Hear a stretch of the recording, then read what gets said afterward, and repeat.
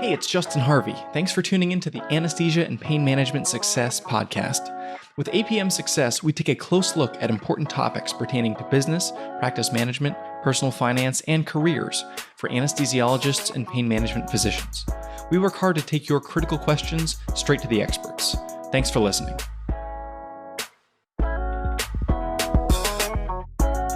Hello and welcome to episode 160 of APM Success. I'm very pleased to be joined by a friend of the show, Evgeni Ivanov, who is a CPA and a senior tax manager with a healthcare focus at Wipfli, which is a tax and accounting and advisory firm outside of Chicago. Evgeni is here to talk about the recent Inflation Reduction Act that was published, or that was approved just last week, and some of the tax implications. Turns out that they're a lot less than could have been, perhaps. So, Evgeni, thanks for joining us today. Thank you, Justin. It's always a pleasure to be on your show. And I guess I'll start with that today, the date is October 16th, and the president is supposed to sign it today. Maybe he's signing it as we speak right now. Today is August 16th. That's right, August 16th. Yeah. When we do the recording. Yeah. So, things go through the Senate, go through the House, both legislatures agree, goes to President Biden's office for signature, and then if, Biden has said he's going to obviously execute this. So what were some of the things, Evgeni, that we were fearing? Or perhaps, for me, a lot of it was the things we were hoping for. The SALT cap raising, for example. But what were some of the things that were mentioned as, some of these tax policy items, even in the Build Back Better, the infrastructure bill earlier on? There was President Biden and others have wanted to sort of put tax policy into other proposals. What were some of the other things in play? So after President Biden was elected, there was a lot of talks of various tax changes that will be implemented and put in place.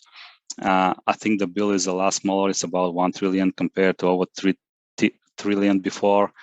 A couple other main aspects that are not in this bill, to me, is the backdoor Roth IRA, which was supposed, the loophole, which was supposed to be eliminated.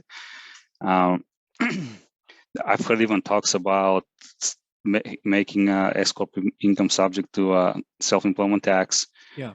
A couple others that were on my list. The basis step up, which is, whenever you die, you have a certain basis, the price you've paid for all of your investments and property and things like that. Whenever your heirs get them, currently, the basis goes up to the current market value at the time of your death, so that they don't pay taxes on those gains. If you buy a house when you're 30 and gift it to your grandkids or your kids when you die at 80 years old, there's a lot of value that's gone up. That the gains associated with all that time frame are now going to be sort of overlooked by the IRS. And there was talk about that going away. That has not gone away. I talked about the SALT cap. That's the state and local tax. SALT is an acronym. There was some talk that this current $10,000 cap was going to be raised to $80,000 or perhaps removed altogether. That has not happened. So in my now home state of Oregon, where it's 9.9% on your income, you're paying a lot of state taxes.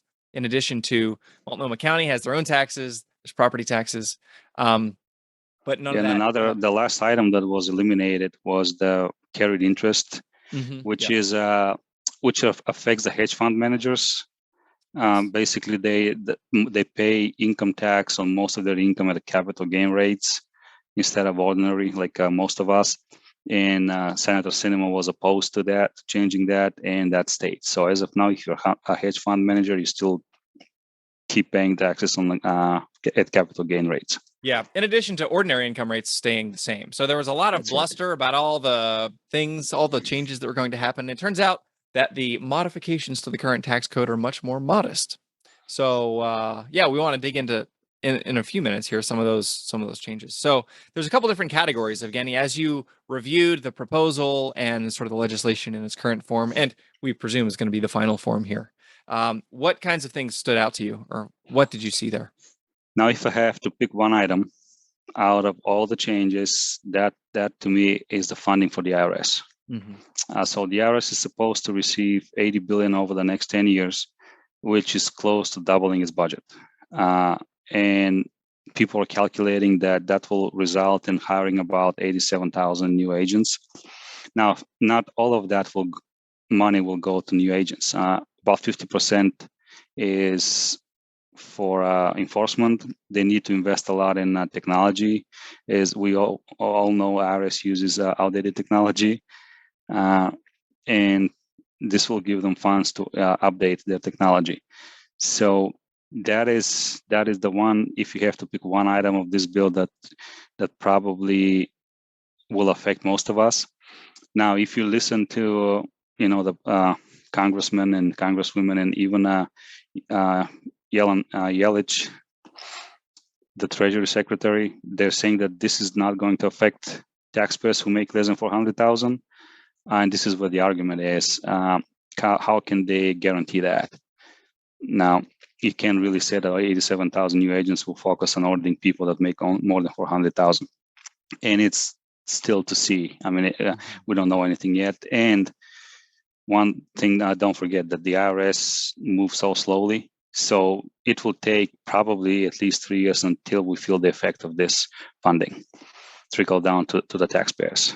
Yeah, it is interesting to think about the effect of that heightened enforcement. And there's, I'm sure some aggressive tax strategies, some of which we've talked about on this show, not recommending them, obviously, but as something to be aware of that's out there. It'll be interesting to see if the winds of change cause some like prevailing wisdom in terms of like the things you can quote unquote get away with, or places where people are pushing the envelope, where I'll be interested to see if among my advisor friends, if people are getting more and more conservative in tax policy. Although, as you mentioned, it's going to take a few years. I don't know if for any listeners who either have worked for the government or the VA, or the cycles for hiring are very, very long. It takes a long time.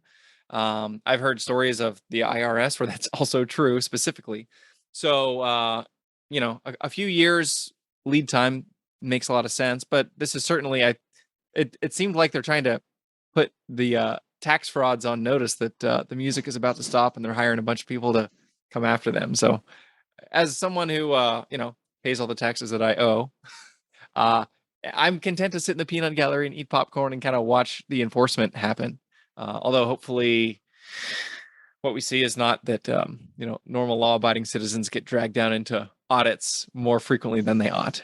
But well, I guess details to follow on that one. And depending on the size of the audit, it could be rather costly for the taxpayers. Yeah. Tell me more about that. While just dealing the correspondence, gathering materials, Right. communicating with the IRS agent, I would not recommend doing it by yourself.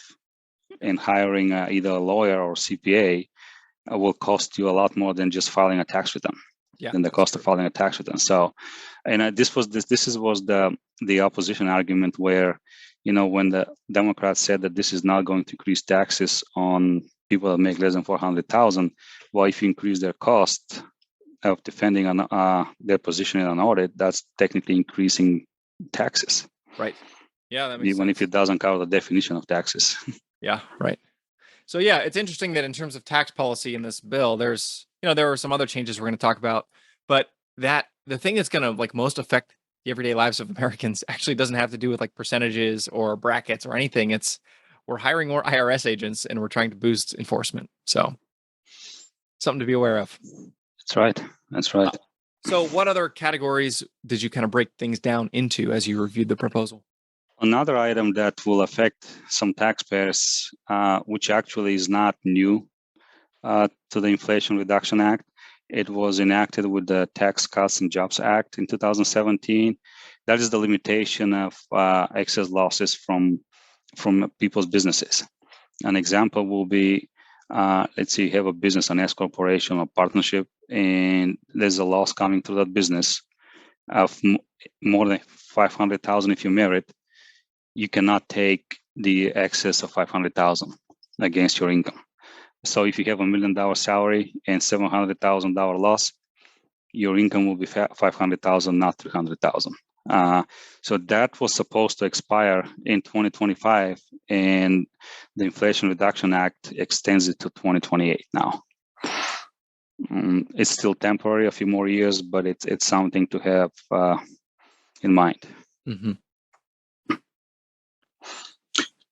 I know there was a bit. Go ahead. No, go ahead. I was going to say the another area that I think will be of interest to listeners of this audience, although the conclusion that we drew upon reviewing may not be encouraging. It had to do with the vehicles, electric vehicles, and the sort of the energy efficiency. I guess you call it like the rewarding of, especially when in the vehicles, but also in like infrastructure, buildings, et cetera. The green energy initiative. Talk a little bit about that. Now, if you look at the bill, and that's probably about to become law if it hasn't become yet. Most of the items there about green initiatives and green credits and increasing our green footprint and decreasing our carbon monoxide footprint. I'll pick one item there that probably has raised the most questions in the last few years. That's the electric vehicle credit. Now, before this act, the credit was up to $7,500. It applied only to new vehicles, and it had a limitation on the manufacturer. So, for example, Tesla, once they produced 200,000 vehicles, anybody else who bought Tesla afterwards could not take the credit. Now, the change here is they're lifting this limit. So there's no more limit on vehicle production, but there's other limits now. So there's limit on the cost of the vehicles, which is, I think it's $55,000 for sedans, and see the number. I don't see it right now, but let's say $75,000 or something like that for SUVs. And there's also a limitation in AGI, which is $300,000 for merit filing joint. So if you make more than $300,000 merit filing jointly, and your vehicle costs more than the maximum amount, you still cannot take the credit. Now, another change, which they're trying to. There was a lot of talks lately on TV when they pushed the new electric vehicle marketing, was that most people cannot afford them. Now they're giving credit for buying a used vehicle, electric vehicle. So if you go and buy a used electric vehicle, you can still get a credit. There's other limitations there. I think the AGI is 150. It's lower, but it's something out there. They're trying to promote these vehicles to the lower income families. And of course, you can. There's a new credit for commercial vehicles, which is also up to $7,500. There's different requirements there. That is the one item that will probably more people will be interested in from this Inflation Reduction Act green credits. Let's put it that way. Yeah. So one interesting planning item here. It's funny if we take the stereotypical example of the doctor wants to buy the Tesla. When they finish residency and get the first job, and the prudent financial planner is going to wag their finger in disdain and say, pay off all your debt first or whatever. Actually, if you want to maximize the tax credit, you could make an argument that in the year before you're attending for the full year might be a time to consider buying that green energy efficient vehicle, because you're going to qualify for that extra $7,500 off the top rather than buying it the year following when your AGI is going to be above that $300,000 limit. So to be clear, if you're married and your household income is above $300,000, there's no federal tax benefit for you on the purchase of the vehicle. Now, there may be state-specific ones that could kick in and help. I know they have those here in Oregon, but at the federal level, that's an interesting planning item to think about. That's right. And I mean, you will be paying it as you receive your attending income. So might as well, if you really want to buy a Tesla, buy it that first year when you first start, especially if that year is not a full year, because then definitely your income will be below the 300,000. Yep. But you can't get the Tesla Plaid because that exceeds, the per vehicle cost limits. So you got to get something, in the well, I don't even know, 55,000 for a sedan, 80,000 for an SUV. 80,000. So, okay. Yeah, calculate accordingly. And now I don't know if they'll increase those amounts for inflation, because just we saw this last year the vehicles prices increased significantly. Yeah. So 55,000 in a few years will buy you an Accord, for example, not a Tesla. Yeah. So we'll still to see what's going to happen there. Yeah, that's the main from the green tax credit. This is the only one that it's worth mentioning.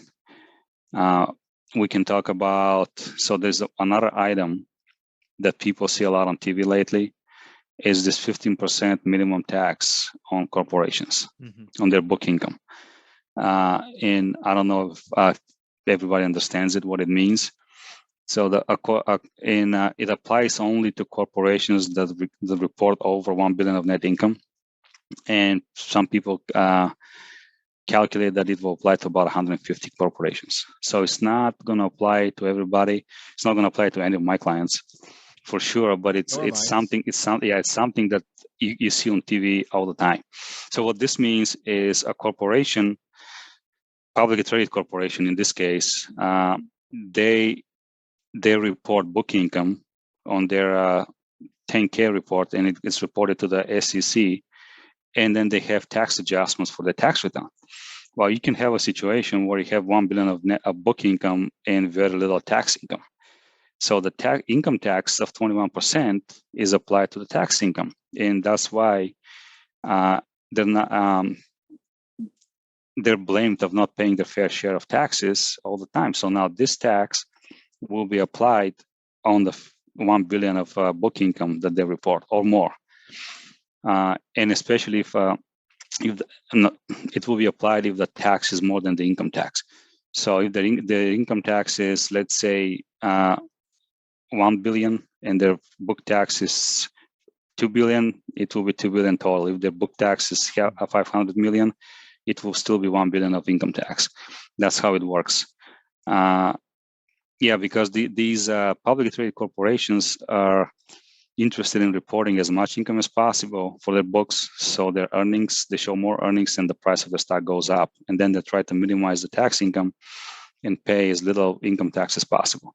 So that is one item that doesn't apply to most of us, but it's very popular on TV right now, and for people to understand why they talk about it and what it is. Yeah, and I think you mentioned this before the call, Evgeni. That is a large chunk of how they plan to fund, for example, hiring 87,000 IRS agents. So it's got to come from somewhere, and Congress loves the budget neutral proposal. At least on paper, I guess you can make anything budget neutral if you torture the numbers enough. But that'll be a big source of revenue to fund a lot of these other initiatives. That's right, and I mean, it happened. The same thing happened with the Tax Cuts and Jobs Act in 2017. You have to balance it. Will they apply it to the IRS? I think the goal is to apply it against these green credits that they're implementing or extending, but you have to pay somehow for them. Cool. And there's some other items I know that don't really affect us at this point. There's some Medicare provisions in the bill, but that may be a topic for a different discussion. Yes. Excellent. Well, for these tax conversations, I always like to keep it short and sweet. So, Evgeni Ivanov, thank you very much for lending your expertise to the APM Success podcast. It's been a pleasure chatting with you today. Thanks, Justin. Thanks for having me. If you liked what you heard this week, head on over to apmsuccess.com, where you can find more content and free resources to help you build a successful career in anesthesia and pain management. If you wanted to leave a review in iTunes, I'd also really appreciate it. Thanks for using some of your valuable time to join me today on APM Success.